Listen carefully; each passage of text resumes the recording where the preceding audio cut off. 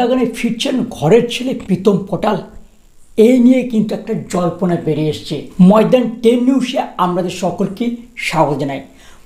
প্রীতম কোটাল এবং মোহনবাগান সুপারজয়েন্টসের যে একটা জল্পনা বেরিয়ে এসছে, প্রীতম কোটাল নাকি ফিরতে চলেছেন মোহনবাগান সুপারজয়েন্টসে, এমন কিন্তু নিউজ ভাইরাল হচ্ছে। সেই নিউজটা পরিষ্কার করে দেওয়ার জন্যই এই ভিডিওটা আমাদের জন্য।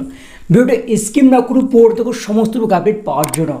ভিডিও যদি ভালো লাগে থাকে অবশ্যই একটা লাইক করবেন, কমেন্ট করবেন এবং বন্ধুদের মধ্যে শেয়ার করবেন। চ্যানেলে যদি নতুন চ্যানেলটি সাবস্ক্রাইব করে পাশে থেকে বেল আইকনটি টিংটং করবেন।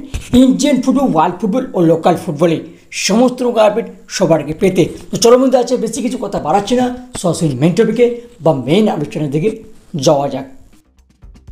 আনোয়ার আলীকে নিয়ে জটিলতার মধ্যে দল বদলে প্রাক্তন অধিনায়ক প্রীতম কোটালকে ঘরে ফেরাচ্ছে মোহনবাগান সুপারজয়েন্টস। দল বদলে বাজারে তুঙ্গে নয়া জল্পনা। শোনা যাচ্ছে প্রীতমের সঙ্গে কথাবার্তা অনেক দূর এগিয়ে গিয়েছে সবুজ মেরুনের। সব কিছু ঠিকঠাক থাকলে হয়তো পূর্ণ ক্লাবে প্রত্যাবর্তন হতে চলেছে মোহনবাগানের ঘরের ছেলে। এক মৌসুম আগে মোহনবাগান ছেড়ে যোগ দেন কেরালা ব্লাস্ট এফসিতে। সবুজ মেরুন তৎকালীন কোচ জুয়ান ফার্নান্দো তাকে ছাঁটাই করেন।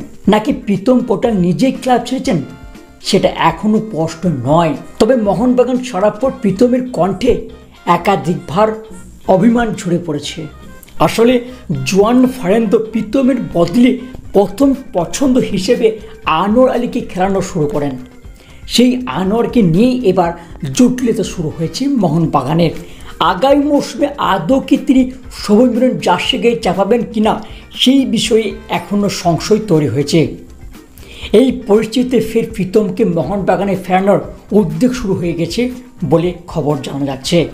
ইতিমধ্যে নাকি কথাবার্তা অনেক দূর এগিয়ে গেছে। গত মৌসুমে কেরালার সঙ্গে 1+1 চুক্তি করেছিলেন প্রীতম, অর্থাৎ 1 বছর খেলার পর আরেক বছর চুক্তি বাড়ানোর বিকল্প রয়েছে নির্ভরযোগ্য এই ডিফেন্ডারের কাছে। তবে প্রিয় ক্লাবে সই করার সুযোগ পেলে প্রীতম আপত্তি করবে না বলে মনে করা হচ্ছে ফুটবল মহলের তরফ থেকে। প্রীতম একই সঙ্গে সেন্টার ব্যাক এবং রাইট ব্যাক দুই পজিশনে খেলতে পারেন।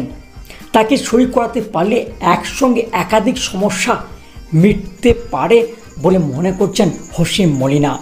তাছাড়া তার অভিজ্ঞতাও কাজে লাগাতে পারেন বলে মনে করা হচ্ছে। তবে বয়সের প্রভাব তার খেলা কতটা পড়েছে সেটা এখন দেখার বিষয়। তো এটাই ছিল প্রীতম কোটালের যে মোহনবাগান আসার যে জল্পনা, সেই নিউজটা বা সেই আপডেটটা। তো ময়দান 10 নিউজ আপডেট এইটুকু থাক। পরবর্তী আপডেট বেরিয়ে অবশ্যই তোমাদের শেয়ার করবো।